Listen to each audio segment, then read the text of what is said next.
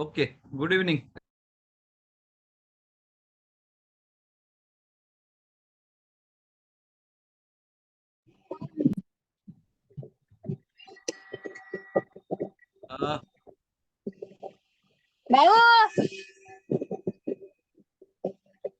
Okay, तर चालू करूया आपण. अंकिता मॅडम, मला वाटतं तुम्ही एकटंच जॉईन आहेत का आता? हो हो. बरं, ठीक आहे, आपण जॉईन करूया. तर आपण जे मागच्या सेशन मध्ये बघितलं होतं, कालच्या सेशन मध्ये आणि त्याच्या आधीची सेशन, तर कालच्या सेशन मध्ये बेसिकली आपण जो विषय बघितला होता, तर आपल्याला काल खरं तर त्या अकाउंट्स आणि त्याच्याशी रिलेटेड या सगळ्या गोष्टी बघायच्या होत्या. पण अकाउंट्स जसं मी तुम्हाला एक्सप्लेन केलं, हे अकाउंट्स अजून नवीन आहे आणि 1 तारखेलाच त्यांची नवीन हे झाली, त्यामुळे काल आपण तो विषय बघितला नव्हता. एकच मिनिट, मी स्क्रीन शेअर करतो.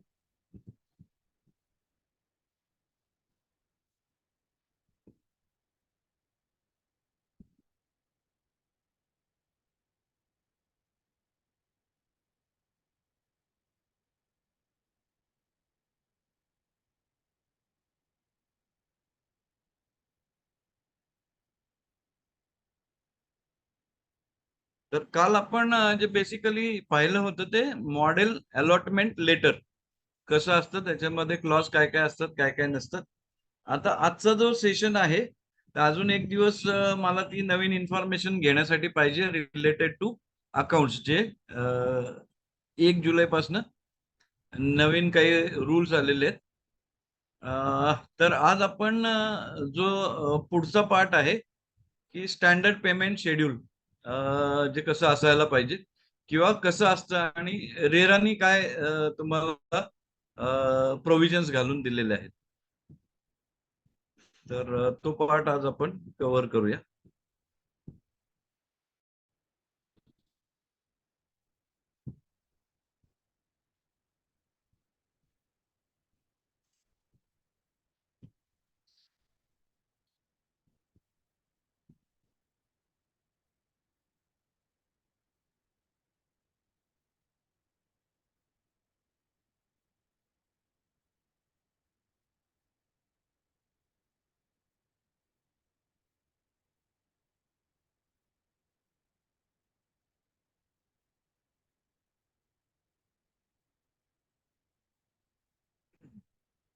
तर हे पेमेंट शेड्यूल आहे बेसिकली, जे महारेराने घालून दिलेलं आहे. ठीक आहे.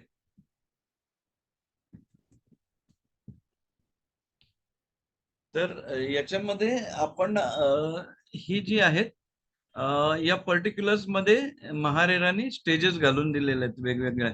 कुठल्या स्टेजेस पेमेंट मध्ये मिनिमम असायला पाहिजे, याच्यापेक्षा जास्त स्टेजेस असू शकतात, पण पेमेंट पर्सेंटेज जे आहे त्या त्या स्टेजचं ते त्यांनी डिफाईन केलेलं आहे. यापेक्षा जास्त पेमेंट प्रमोटरला घेता येत नाही. आणि हे जसं आपण शेड्यूल समजावून घेऊया, तसंच आपण एखाद दोन प्रोजेक्टचं पेमेंट शेड्यूल जे त्यांनी रेराकडे सबमिट केले ते पण याच्यासोबत बघूया. तर याच्यातली सुरुवातीची जी पहिली स्टेज आहे ती आहे to be paid before registration of the present agreement. एखादी प्रॉपर्टी बायरने विकत घेतली किंवा विकत घेणार आहे, तर त्या प्रॉपर्टी पोटी ऍडव्हान्स किंवा बुकिंग अमाऊंट म्हणून जास्तीत जास्त किती अमाऊंट होऊ शकते, तर ती 10% पर्यंत प्रमोटरला घेता येते. जास्तीत जास्त 10%. आता ही कमी पण घेता येते प्रमोटरला, किंवा ही अमाऊंट स्टेजेस मध्ये सुद्धा घेता येते, जे आपण कालच्या सेशन मध्ये बेसिकली बघितलं होतं. आपण एक एक्झाम्पल घेतलं की एखाद्या अपार्टमेंट किंवा प्लॉट किंवा फ्लॅट किंवा कमर्शियल स्पेस जी काय असेल, त्याची किंमत समजा 80 लाख आहे, प्लस जीएसटी, स्टॅम्प ड्युटी वगैरे या गोष्टी आहेत. समजा त्याची कॉस्ट 80 लाख रुपये आहे, तर बुकिंग अमाऊंट म्हणून जास्तीत जास्त 10% म्हणजे 8 लाखापर्यंत प्रमोटरला घेता येतात. आता ही रक्कम एक रकमी पण प्रमोटर घेऊ शकतो, किंवा बायर आणि प्रमोटर मध्ये म्युच्युअल अंडरस्टँडिंग झालं तर तो काही टप्प्यांमध्ये सुद्धा ही घेऊ शकतो. पण total booking amount before registration of agreement, ठीक आहे, इथे स्पेसिफिकली म्हटलंय to be paid before registration of the present agreement. म्हणजे जो आता काही व्यवहार ठरलाय त्या व्यवहाराच्या ऍग्रीमेंट होण्याआधीपर्यंत जास्तीत जास्त 10% अमाऊंट. म्हणजे 80 लाखाचं जर युनिट असेल तर 8 लाख रुपये घेता येतील. आता कालच्या जे मॉडेल अलॉटमेंट लेटर आहे त्याच्यामध्ये आपण एक कंडिशन अशी बघितली होती की हे पैसे टप्प्यामध्ये घेता येतील. समजा 2-2 लाखाचे 4 टप्पे बायरनी मागितले की मी या 4 टप्प्यांमध्ये पेमेंट करीन, आणि ते जर प्रमोटरला ऍग्री असेल तर हे 4 टप्प्यामध्ये मिळून सुद्धा ते हे पैसे घेऊ शकतात. 4 टप्पे एक्झाम्पल साठी म्हणतोय आपण. 4चे 5 टप्पे होतील, 6 टप्पे होतील, 8 टप्पे होतील, त्या दोघांच्या म्युच्युअल अग्रीमेंट प्रमाणे किंवा म्युच्युअल अंडरस्टँडिंग प्रमाणे. पण रजिस्ट्रेशनच्या आधी जास्तीत जास्त अमाऊंट 10% घेता येईल. त्यानंतरची जी स्टेज आहे to be paid on or after or the execution of the agreement. म्हणजे अग्रीमेंटच्या वेळेला किंवा अग्रीमेंट होताना किंवा अग्रीमेंट झाल्यानंतर लगेच ही 20% अमाऊंट ऍडिशनल ही प्रमोटरला घेता येते.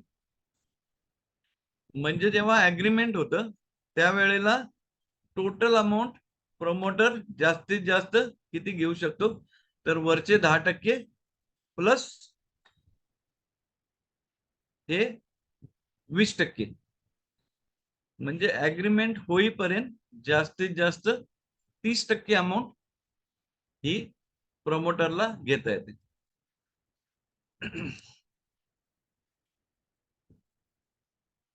म्हणजे पहिले 10 आणि हे 20, टोटल 30% अमाऊंट जास्तीत जास्त अग्रीमेंट होईपर्यंत किंवा अग्रीमेंटच्या वेळेपर्यंत प्रमोटर घेऊ शकतात. हे पहिले 2 टप्पे झाले. तिसऱ्या टप्प्यामध्ये प्लिंथ किंवा फाउंडेशन ही स्टेज दिलेली आहे. तर प्लिंथ किंवा फाउंडेशन स्टेजला प्रमोटर आणखी 15% घेऊ शकतो, जास्तीत जास्त 15%. तर ब्रॉडली जर तुम्ही बघितलं तर अग्रीमेंट झाल्यानंतर आणि प्लिंथ स्टेज पर्यंत जास्तीत जास्त 45% अमाऊंट प्रमोटरकडे येते. पण एका अर्थाने आपण जर कॉमन मॅन म्हणून विचार केला आणि बघितलं तर ही अमाऊंट सुद्धा खूप जास्त आहे, नाही का मॅडम? हो सर. ही अमाऊंट सुद्धा जास्त वाटते ना? हो सर. हो सर. हो सर. हा, तर क्लीन स्टेज पर्यंत 45% प्रमोटरकडे ऑलरेडी आलेले असतात. अर्थात याच्यामध्ये प्रोजेक्ट हो लॉन्च सर. करताना किंवा लँड कॉस्ट आणि प्रोजेक्ट अप्रुव्हलची कॉस्ट आणि प्रोजेक्ट सुरू केल्याची कॉस्ट, ही सगळी कॉस्ट खूप ह्यूज असते. म्हणजे प्रमोटरची पण ह्यूज इन्व्हेस्टमेंट झालेली असते. त्यामुळे कदाचित आपण ही जस्टिफाय आहे असं म्हणू शकतो, कारण त्यांची पण ह्यूज इन्व्हेस्टमेंट हा झालेली सर. असते प्रमोटरची. हा सर. तर जसं आपण मागच्या सेशन्स मध्ये पण बघितलं की रेरानी आता ह्या बऱ्याचशा ज्या आउटलाईन घालून दिलेल्या आहेत किंवा ज्या टर्म्स कंडिशन्स रेरानी घालून दिलेल्या आहेत त्या बॅलन्सिंग करणाऱ्या आहेत दोघांना. म्हणजे इनिशियली प्रोजेक्ट लॉन्च करताना प्रमोटरची प्रचंड इन्व्हेस्टमेंट झालेली असते. त्यामुळे प्लिन स्टेज होईपर्यंत प्रमोटरकडे साधारण 45% अमाऊंट ही येऊन जाते. त्यानंतर आरसीसी ज्याला म्हणतो आपण किंवा फ्रेमवर्क म्हणतो, म्हणजे बिल्डिंगचा सांगाडा तयार होतो, कॉलम स्लॅब वगैरे होत होत होत होत जातात. तर ही आरसीसीची जी स्टेज आहे, या स्टेजमध्ये जास्तीत जास्त 25% ऍडिशनल एवढे प्रमोटरला घेता येतात. आता हे जे 5 टप्पे आहेत, ते रेरानी इथं तुम्हाला 5 टप्पे दाखवलेत. हे जे टप्पे दाखवलेत ते इंडिकेटिव्ह आहेत असं समजा. पण आरसीसी होईपर्यंत पूर्ण जास्तीत जास्त आणखी 25%, म्हणजे आरसीसी पूर्ण होताना प्रमोटरकडे येतात ते 70% अमाऊंट प्रमोटरकडे येते. आता या ठिकाणी ज्या स्टेज खाली घालून दिलेल्या आहेत, प्लिंथ नंतर पहिली slab on or before first slab, त्याला आणखी 5% घेता येतात. आता बरेचसे प्रमोटर्स करताना काय करतात की स्लॅबचं काम चालू झालं की लेटर पाठवून देतात, म्हणजे स्लॅब पूर्ण होईपर्यंत हे 5%ची अमाऊंट त्यांना येऊन जाते. म्हणजे जेव्हा बिल्डिंगची पहिली स्लॅब येते, पहिली स्लॅब होत असते, तोपर्यंत प्रमोटरकडे 50% अमाऊंट आलेली असते. ठीक आहे. त्यानंतर दुसरी स्लॅब आणखी कुठे गेला?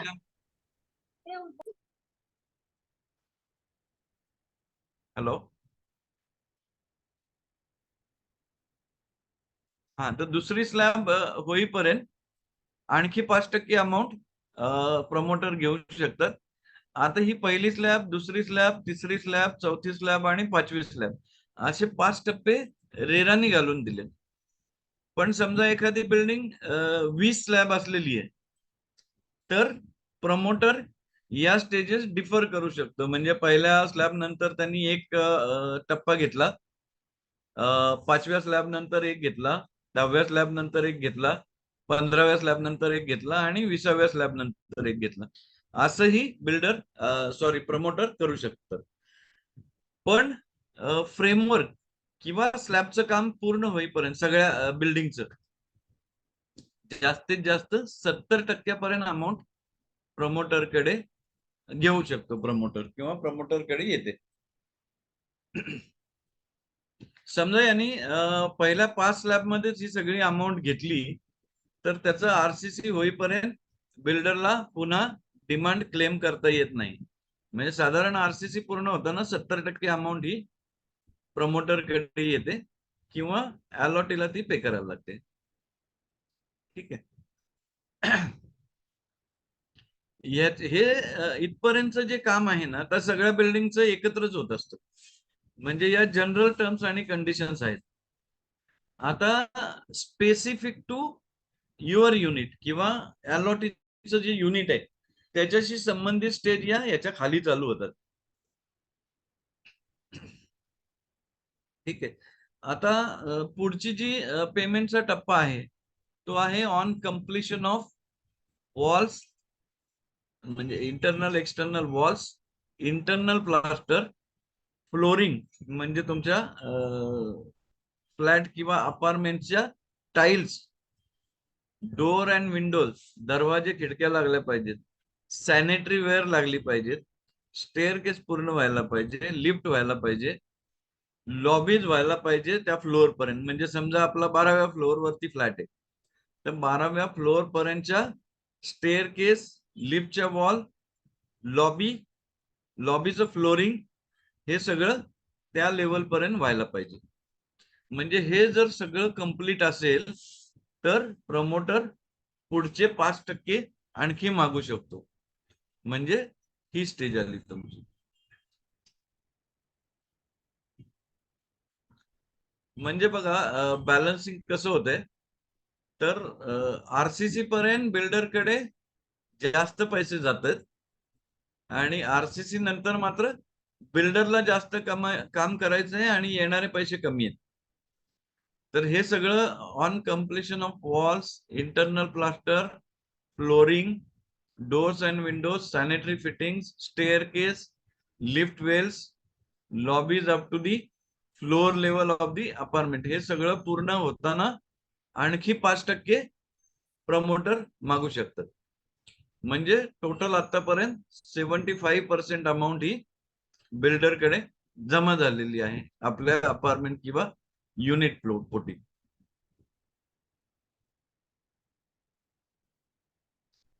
त्यानंतर पुढचा जो टप्पा आहे तो आहे on completion of the external plumbing. म्हणजे प्लंबिंगच्या लाईन्स बाहेरच्या सगळ्या कंप्लीट व्हायला पाहिजेत. एक्सटर्नल प्लास्टर पूर्ण व्हायला पाहिजे. इलेव्हेशन ट्रीटमेंट जर काही असेल, काही बिल्डिंगला ग्लेझिंग वगैरे असतं किंवा एक्सटिरियर मध्ये टेक्स्चर पेंट वगैरे असतो डेकोरेटिव्ह, तर elevation terrace with waterproofing of the building and wiring in which the apartment. म्हणजे अपार्टमेंटचं वायरिंग सुद्धा पूर्ण व्हायला पाहिजे. म्हणजे पुढचे 10% डेव्हलपर किंवा प्रमोटर क्लेम करू शकतो.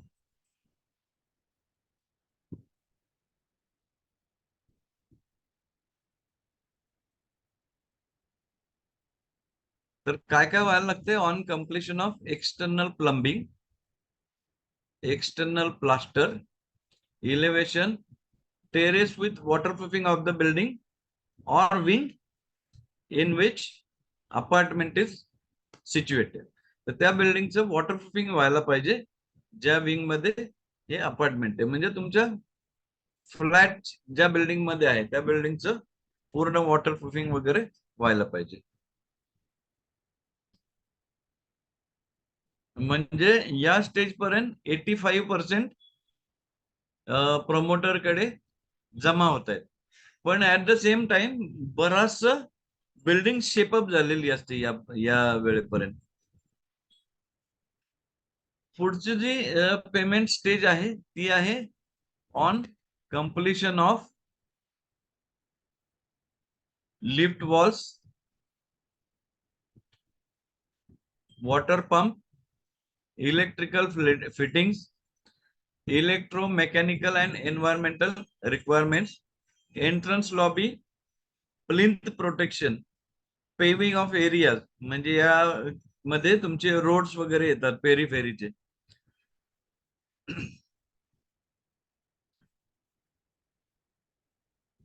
Paving of areas apart in and all another requirements as may be prescribed in the agreement of sale of the building or wing in which the said apartment. तर या ज्या building मध्ये हे unit आहे त्या बिल्डिंगच्या lift, water pump, electrical fittings, त्यानंतर entrance lobby, plinth protection, paving area आणि इतर ज्या गोष्टी अग्रीमेंट मध्ये मेन्शन केलेल्या आहेत त्या सगळ्या कंप्लीट व्हायला पाहिजेत. तर त्या केसमध्ये प्रमोटर आणखी 10% क्लेम करू शकतात किंवा मागू शकतात. म्हणजे या स्टेज पर्यंत 95% पेमेंट प्रमोटरकडे जमा होतं. आता शेवटचे जे 5% राहतात ते द्यायचे at the time of handing over of the possession of the apartment to the allotted on or after receipt of occupancy certificate or completion certificate. आता हे completion certificate येणं नेसेसरी आहे कारण ती एक लीगल रिक्वायरमेंट आहे. बऱ्याचदा प्रमोटर जे आहेत ते फर्निचर पोझिशन देतो या नावाखाली तुम्हाला पोझिशन देतात आणि तुम्ही पोझिशन ते बऱ्याचदा कस्टमर नीड मध्ये असतो तर तो बऱ्याचदा हे पोझिशन घेतो सुद्धा. पण असं करणं पूर्ण चुकीचं आहे. कम्प्लिशन सर्टिफिकेट किंवा ऑक्युपन्सी सर्टिफिकेट जोपर्यंत त्या बिल्डिंगचं येत नाही तोपर्यंत पोझिशन नाही घ्यायला पाहिजे. आणि हे कम्प्लिशन सर्टिफिकेट जे आहे ते लोकल अथॉरिटी इश्यू करते. आता बऱ्याचशा बँका जेव्हा फायनल डिस्बर्समेंट करतात म्हणजे हे 5% जे पोझिशनची अमाऊंट आहे तर ही फायनल डिस्बर्समेंट कम्प्लिशन सर्टिफिकेटच्या अगेन्स्टच बऱ्याचशा बँका करतात. तर बँकांनी सुद्धा ती प्रिकॉशन घेतलेली आहे. म्हणजे 100% पेमेंट होताना ऑक्युपन्सी किंवा कम्प्लिशन सर्टिफिकेट आलेलं असलं पाहिजे आणि तुम्हाला पोझिशन हँडओव्हर झाल्यानंतर किंवा व्हायच्या वेळेला तुम्हाला हे 5% पेमेंट द्यायला पाहिजे.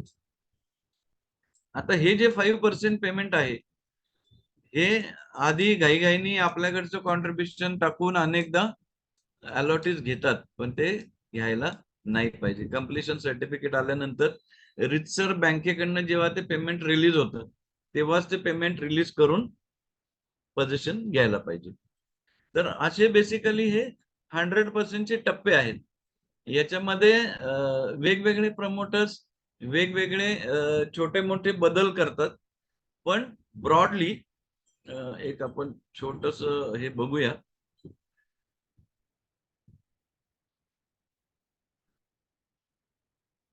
रेराची गाईडलाईन जी आहे ना ती आपण बघूया.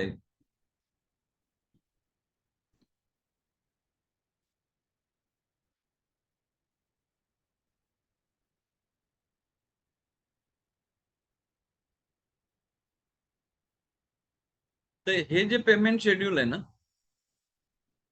हे पेमेंट शेड्यूल हे गायडिंग आहे बघा. तर याच्यामध्ये या ज्या टर्म्स कंडिशन दिल्यात या महत्वाच्या आहेत आणि याच फॉलो करणं बिल्डरला mandatory. Amount not exceeding 10% of the total consideration, म्हणजे टोटल अमाऊंट जी आहे त्या फ्लॅटची त्याच्या 10%. आणि कन्स्ट्रक्शन माइलस्टोन कुठला आहे तर before execution of the agreement, म्हणजे याला बुकिंग अमाऊंट म्हणू आपण. Amount not exceeding 30% of the total consideration after execution of the agreement for sale. Agreement झाल्यानंतर इमिजिएटली हे जी अमाऊंट मॅक्सिमम दिली जाऊ शकते ती आहे 30%.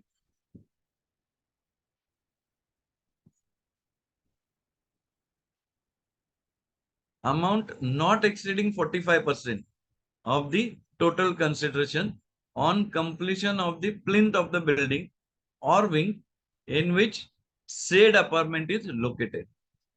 प्लिंथ कंप्लीट होता ना त्या बिल्डिंगची ज्यामध्ये हे युनिट किंवा अपार्टमेंट आहे त्या स्टेजला maximum 45%.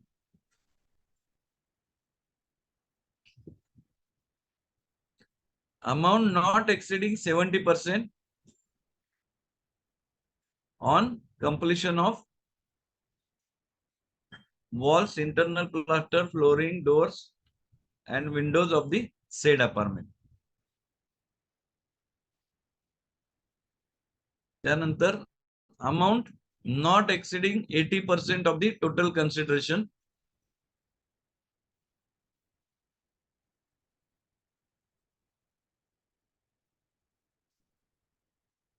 on completion of sanitary fittings, staircase, lift wells, lobbies up to floor level of the said apartment.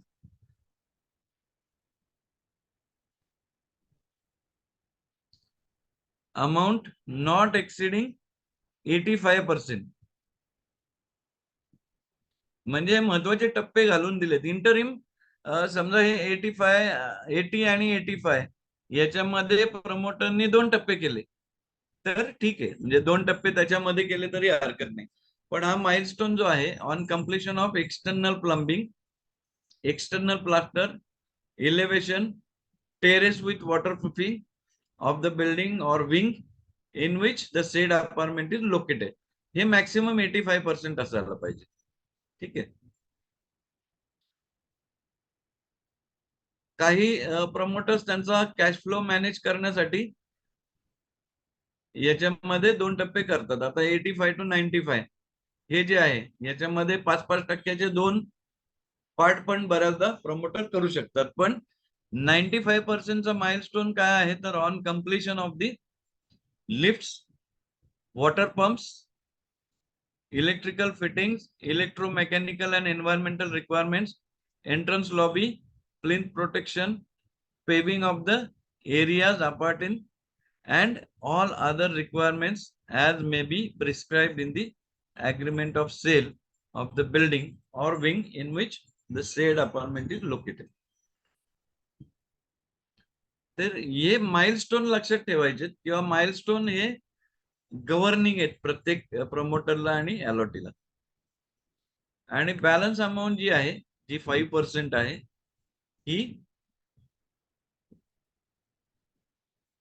at the time of handing over of the possession of the apartment to the allottee on or after receipt of occupancy certificate or completion certificate. तर हे completion certificate आल्याशिवाय अलॉटीनी position नाही घेतलं पाहिजे. आणि या completion सर्टिफिकेटच्या अगेन्स्टच बऱ्याच बँका त्यांची फायनल डिस्बर्समेंट जी आहे 5% ची ती करत असतात. त्यामुळे हे माइलस्टोन जे आहेत ते महत्वाचे आहेत पेमेंट शेड्यूल मध्ये. तर ते माइलस्टोन आपल्याला लक्षात ठेवले पाहिजे. आता एक्झाम्पल म्हणून आपण एखाद दोन प्रमोटरचे ज्या हे आहे स्टँडर्ड पेमेंट शेड्यूल ते बघूया आपण.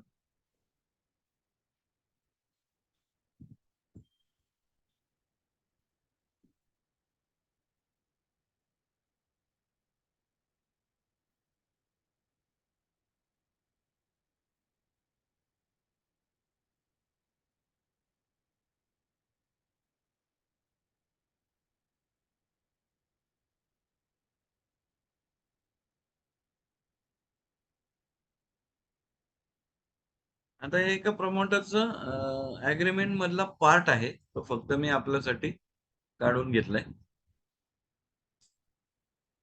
तर यांनी या पेमेंटच्या ज्या कंडिशन्स घालून दिलेत ते बघा.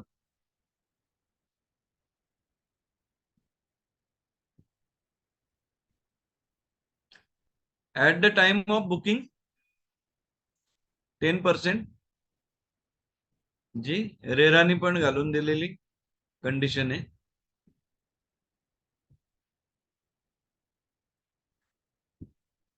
बुकिंग करताना जास्तीत जास्त 10%. मग ते 2-2% मिळून 10% 5 वेळा घेऊ दे त्यांना, किंवा 5-5%चे 2 टप्पे करू दे, किंवा 4%, 3%, 3% असे करू दे, किंवा 1 स्ट्रोक 10%. पण मॅक्सिमम बुकिंग अमाऊंट ही 10% घेता येईल. आणि ही 10% अमाऊंट घेतल्यानंतर प्रमोटरला अलॉटमेंट लेटर द्यायचंय. बरोबर आहे. त्यानंतरचा जो टप्पा आहे within a period of 30 days from the date of execution of this agreement. तर हे जे अग्रीमेंटला आहे हे अग्रीमेंटला मॅक्सिमम अमाऊंट जी रेरानी घालून दिलेली आहे तीच हे बिल्डर क्लेम करतायत, जी आहे 20%. म्हणजे टोटल झाले 30%.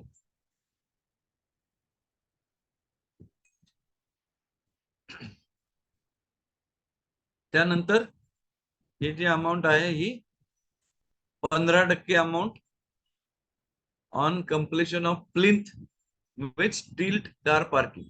म्हणजे प्लिंथ कंप्लीशन पर्यंत. आता प्लिंथ कशाला आपण म्हणतो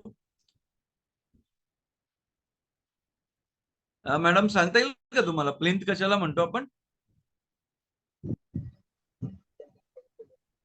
हा सर. कंप्लीशन ऑफ प्लिंथ असं इथं स्टेज आहे, तर प्लिंथ कशाला टीसी म्हणतो सांगता येईल का? झाल्यानंतर नाही सर. तर मुख्यतः तुमचं जे ग्राउंड लेवलला बांधकाम येतं ना, ग्राउंड लेवलला, त्याच्या खालचं. हा. तर ग्राउंड लेवल पर्यंत बांधकाम येणं म्हणजे प्लिंथ पर्यंत येणं. तर ग्राउंडच्या वरची जी पहिली स्टेज आहे, पहिली स्लॅब आहे, म्हणजे समजा बेसमेंट आहेत 2, आणि त्या बेसमेंट होऊन ग्राउंड लेवलला तुमच्या बिल्डिंगचं काम आलंय, ग्राउंड लेवलची स्लॅब कास्ट झाली, तर त्याला म्हणतो आपण प्लिंथ. ठीक आहे. तर त्या प्लिंथ पर्यंत जास्तीत जास्त 45%, हे 10, 20 आणि 15, 45%. तर हे शेड्यूल इथं मॅच होते बघा. त्यानंतर आपण रेराच्या स्टँडर्ड फॉर्मॅट मध्ये बघितलं की 5 टप्पे त्यांनी केले होते. स्लॅब 1, स्लॅब 2, स्लॅब 3, स्लॅब 4 आणि स्लॅब 5. म्हणजे हे प्लिनच्या वरचे slab आहेत. ठीक आहे. तर हो त्याच्या सर. हे जे प्रमोटर आहेत यांनी स्लॅब 1 ला पेमेंट नाही मागितले. ते डायरेक्टली मागतायत चौथ्या स्लॅबला 5% पेमेंट. ठीक आहे.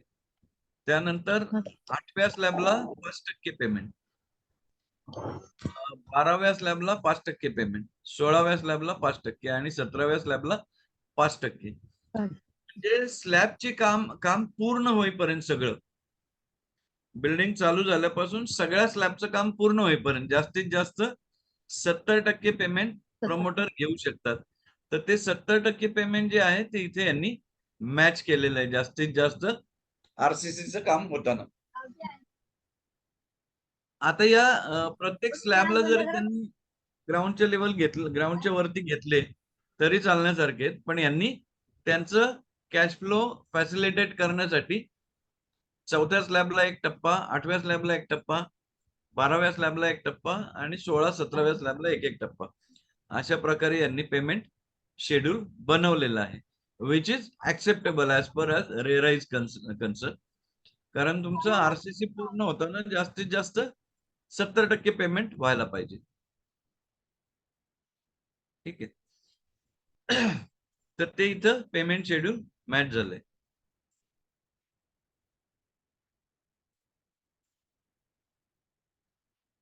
त्यानंतर on completion of walls internal plaster of the apartment, याला जशी रेरामध्ये घालून दिले तशी तिथे 5%ची टर्म यांनी ऍग्री केली. त्यामुळे इकडे सुद्धा काही ऑब्जेक्शन असायचं कारण नाही. ऍज पर ऍज रेराचे जी गाईडलाईन दिलेले आहेत त्या रेराच्या गाईडलाईन जोपर्यंत फॉलो होते तोपर्यंत कुठेही ऑब्जेक्शन नाही किंवा रेरा सुद्धा ऑब्जेक्शन घेत नाही.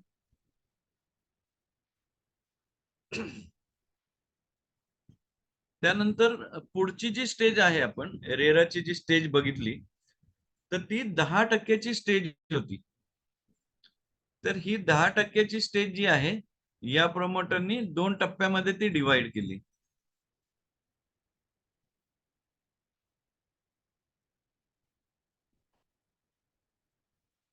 तर हे एका स्टेजला ते 5% मागतात. कोणत्या स्टेजला? तर on completion of staircases, lift walls, lobbies up to the floor. म्हणजे कॉमन एरियाचं काम त्या अपार्टमेंट ज्या फ्लोअरला आहे त्या फ्लोअरला येईपर्यंत त्यांनी 5% मागितलेत. आणि 5% जे मागतायत ते on completion of the external plumbing, external plaster, elevation, flooring, doors आणि windows, terraces with waterproofing of the building in which the apartment is located. तर हे 10% यांनी स्प्लिट करून मागितले. पण फायनल जी बिल्डिंगची स्टेज आहे ती त्यांनी बायपास नाही केलेली. त्यामुळे हे सुद्धा पेमेंट शेड्यूल ऍक्सेप्टेबल आहे.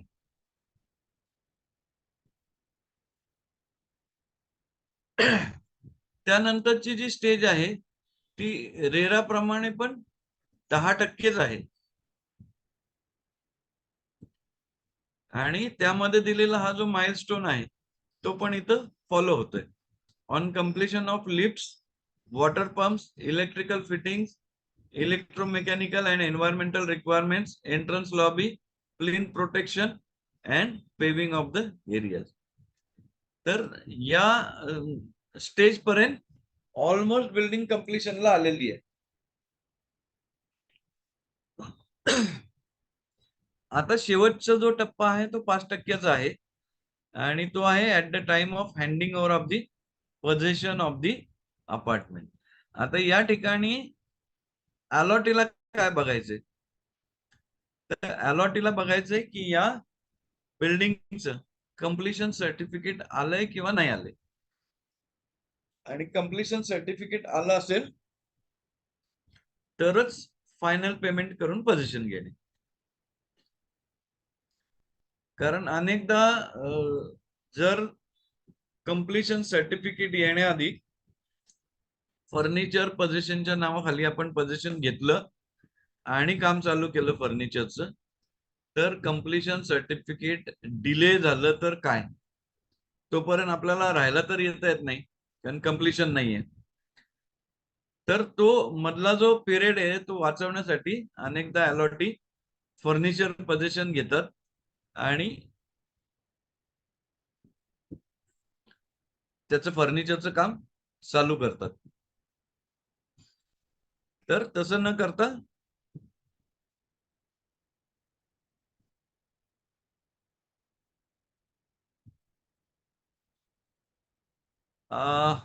जॉईन कोण झालंय? अर्चना मॅडम जॉईन झालेत का परत? हो हो सर, जॉईन डिसेबल केलंय.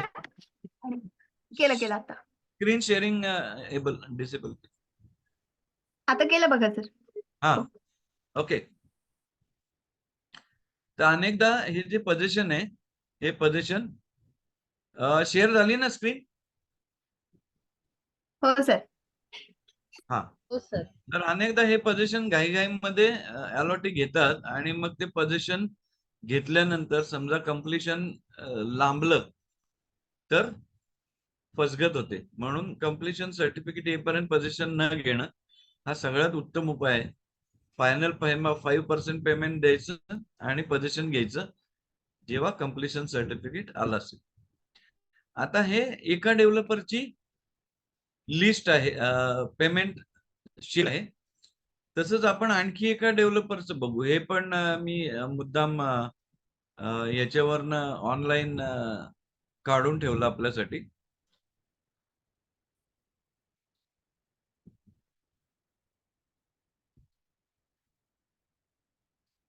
तर हे या दुसऱ्या प्रमोटरचं पेमेंट शेड्यूल आहे. ते या ठिकाणी त्यांनी म्हटलंय बघा, amount being 10% of the total consideration on or before execution hereof as earnest money deposit, the payment and receipt whereof the developer do hereby admit and acknowledge. तर हे बेसिकली जी आहे ही 10% बुकिंग अमाऊंट आहे, जी सगळ्यांच्या केसमध्ये सेमच आहे.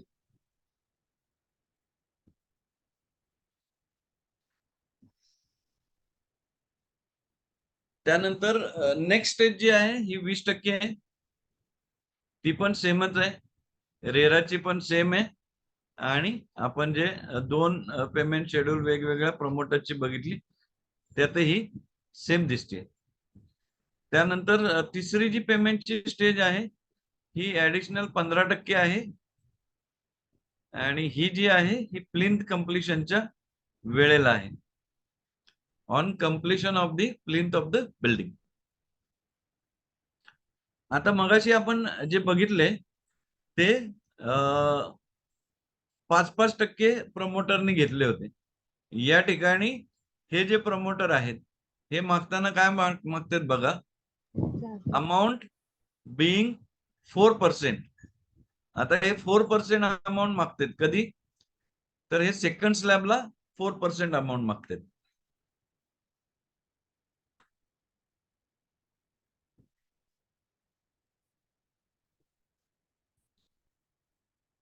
त्यानंतर चौथ्या स्लॅबला 4% अमाऊंट मागतात, जी रेराच्या केसमध्ये पहिल्या स्लॅबला, दुसऱ्या स्लॅबला, तिसऱ्या स्लॅबला, चौथ्या स्लॅबला आणि 5व्या स्लॅबला अशी त्यांनी मागितली होती. हे दुसऱ्या स्लॅबला 4% अमाऊंट, 6व्या स्लॅबला 4% अमाऊंट, चौथ्या स्लॅबला, त्यानंतर 6व्या स्लॅबला 4% अमाऊंट, त्यानंतर 8व्या स्लॅबला 4% अमाऊंट, 10व्या स्लॅबला 4% अमाऊंट,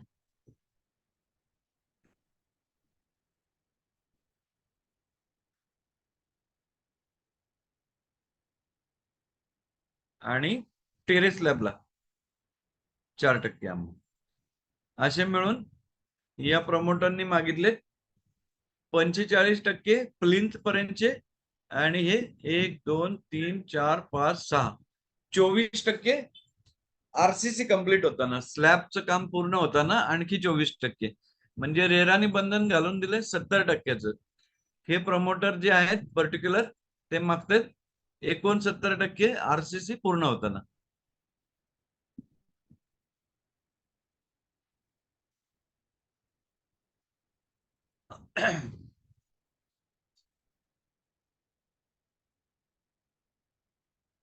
त्यानंतर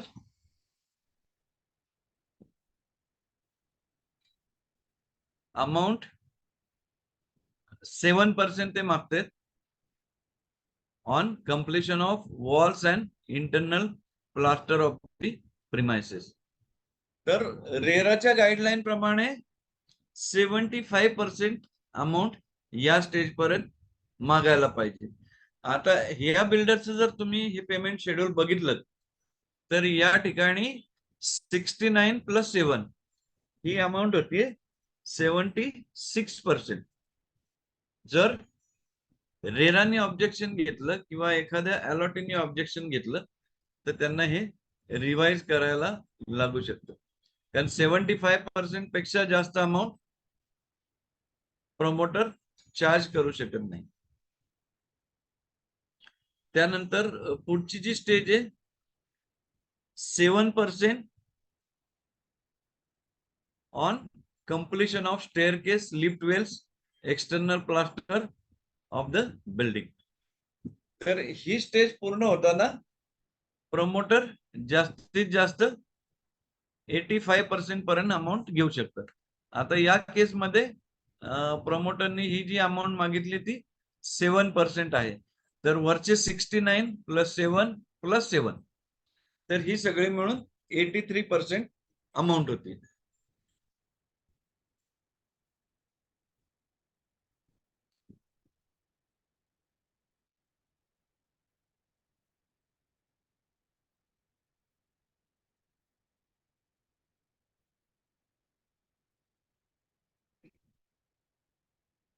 त्यानंतर 7% payable on completion of the flooring, doors and windows of the premises and external plumbing, elevation, terrace with waterproofing of the building.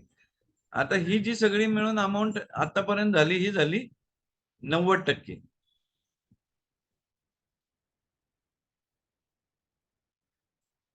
तर वेल विदिन स्टिप्युलेटेड गाईडलाईन्स आहेत, त्यामुळे आपल्याला काळजी करायचं कारण नाही. फक्त मध्ये एके ठिकाणी यांचं 1% व्हायोलेशन दिसतंय, जे 75 ऐवजी 76% होते या स्टेजला. जी स्टेज आहे त्या स्टेजला 76% दिसत आहेत.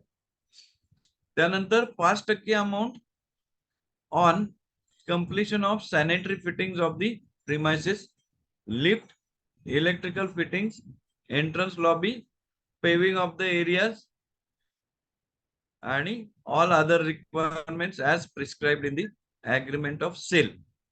तर ही जी आहे ही 5% अमाऊंट मिळून होतीये 95%.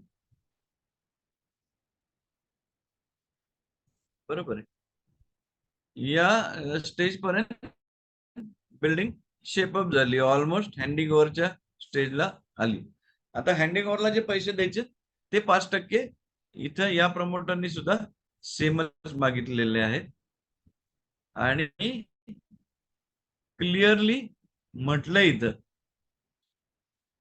On or after receipt of occupancy certificate.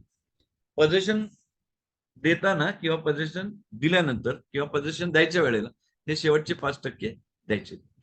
आणि हे पर्टिक्युलरली ऑक्युपन्सी सर्टिफिकेट किंवा कम्प्लिशन सर्टिफिकेट आल्यानंतर पोझिशन घेऊन हे पैसे द्यायचे. तर या स्टँडर्ड पेमेंट टर्म्स आहेत ज्या रेराने घालून दिलेल्या आहेत.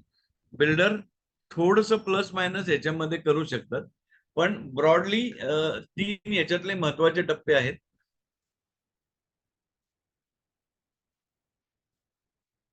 म्हणजे ब्रॉडली बघायचं आपल्याला तर प्लिंथ कंप्लीट होताना, म्हणजे एखाद्या बिल्डिंगचं काम ग्राउंड लेवलला येईपर्यंत आपल्याला 45% पेमेंट आपण करू शकतो, तर त्यापेक्षा जास्त नाही करायचंय.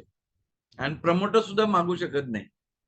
त्यामुळे बिल्डिंग ग्राउंड लेवलला येईपर्यंत 45%, बिल्डिंगचं सगळं आरसीसी वर्क किंवा स्लॅब्स पूर्ण होईपर्यंत 70%. त्यानंतर बिल्डिंग पूर्ण होताना बिफोर पोझिशन फायनल स्टेज जी आहे ती 95% पर्यंत पेमेंट, आणि ऑक्युपन्सी किंवा कम्प्लिशन सर्टिफिकेट आल्यानंतर 100% म्हणजे राहिलेलं 5% पेमेंट देऊन पोझिशन घेणं.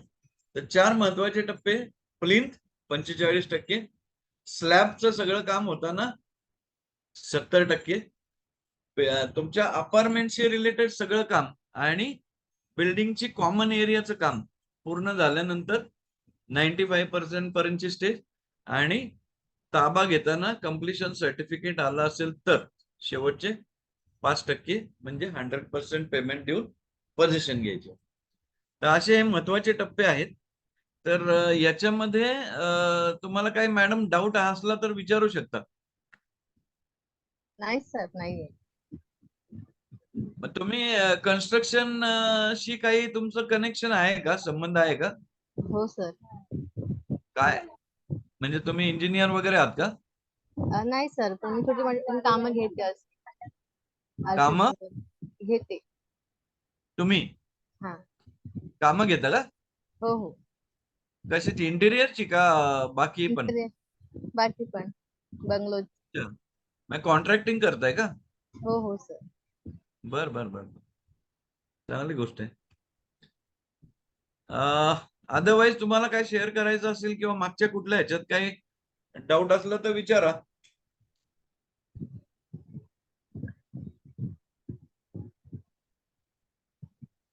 सर, आपण जो स्टार्टिंगला जी अमाऊंट घेते ती कमी पर्सेंटेज मध्ये घेऊ शकतो का? कमी घेऊ शकतो का पर्सेंटेज? आपण ते 30 घेतोय ना आपण अग्रीमेंट, हा तिथे कमी पर्सेंटेज घेऊ शकतो का असं विचारायचंय. हा, कमी घेऊ शकता तुम्ही. या ज्या अमाऊंट घालून दिलेल्या आहेत ना रेरानी, हा सर. या जास्तीत जास्तच्या अमाऊंट घालून दिलेल्या आहेत. हा सर. मग याच्यापेक्षा तुम्हाला कमी घ्यायचं असेल तर तुम्ही घेऊ शकता. घेऊ शकतो. हा, म्हणजे इव्हन बुकिंगला सुद्धा जर तुम्हाला 10% कमी अमाऊंट घ्यायची असेल तरी तुम्ही घेऊ शकता. ही जी कारण की सर. 10% आहे ना, हा सर. ही जास्तीत जास्त एवढी अमाऊंट तुम्ही बुकिंगच्या वेळेला घेऊ शकता, बुकिंग अमाऊंट म्हणून. Okay sir. कारण की सर फिनिशिंग आपलं हे आहे, जेव्हा आपलं बंगलो फिनिश होईच्या वेळी आपल्याला अमाऊंट कमी भेटते म्हणून विचारलं. हा, मग तुम्ही कमी घेऊ शकता ही अमाऊंट. हो, म्हणजे पहिले जे हे 3 जे स्टेप आहे. रेरानी जे स्टँडर्ड घालून दिलंय ना, हा हे सर. अप्पर लिमिट दिलेले आहेत त्यांनी. हो सर. तर बुकिंगला सुद्धा तुम्ही 5% घेऊन बुकिंग केलं तरी रेराचं काही ऑब्जेक्शन नाहीये. पण तुम्ही 10% जास्त अमाऊंट घेतली नाही पाहिजे बुकिंगला. Okay sir. अग्रीमेंट समजा तुम्ही आणखी 10% घेऊन 15% अमाऊंट आली तुमच्याकडे, तुम्ही अग्रीमेंट केलं हा सर. तरी रेराचं ऑब्जेक्शन नाहीये. पण याच्यामध्ये तुम्ही बंगल्याचं जेव्हा म्हणताय ना, हा सर. का फिनिशिंग आयटम म्हणताय बंगल्याचे? हा, फिनिशिंग आयटम लास्ट. हा, तर बंगला जेव्हा आपण म्हणतो ना तेव्हा ते इंडिव्हिज्युअल एक युनिट येतं. बरोबर पण आहे सर. रेरामध्ये जो प्रोजेक्ट रजिस्टर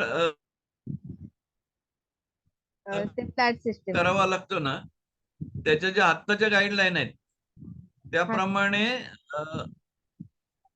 8 युनिट असतील त्या प्रोजेक्टमध्ये किंवा त्यापेक्षा जास्त युनिट असतील तर, किंवा 500 स्क्वेअर मीटर पेक्षा मोठा प्लॉट असेल तर प्रोजेक्ट रजिस्टर करायला लागतो.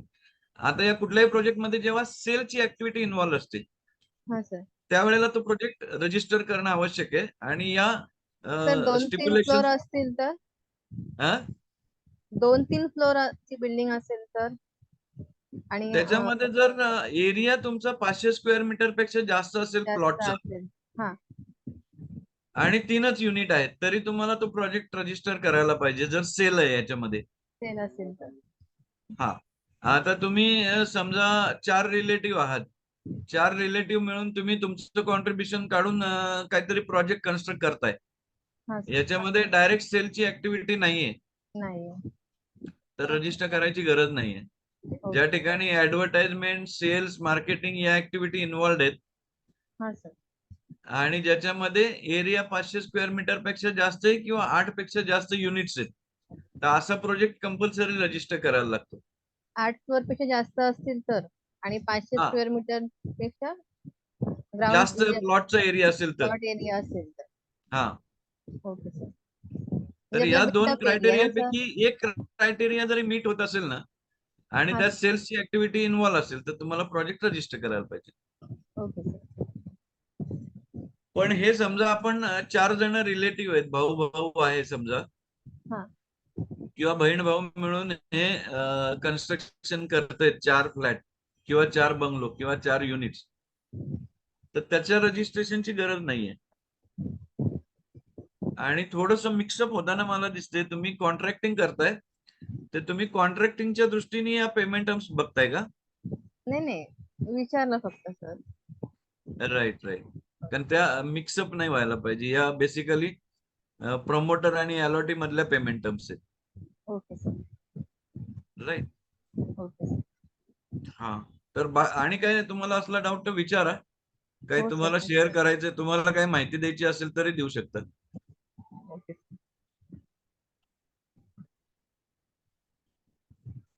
आहे का काही द्यायची का माहिती तुम्हाला? नाही सर, आता काही नाही. ओके.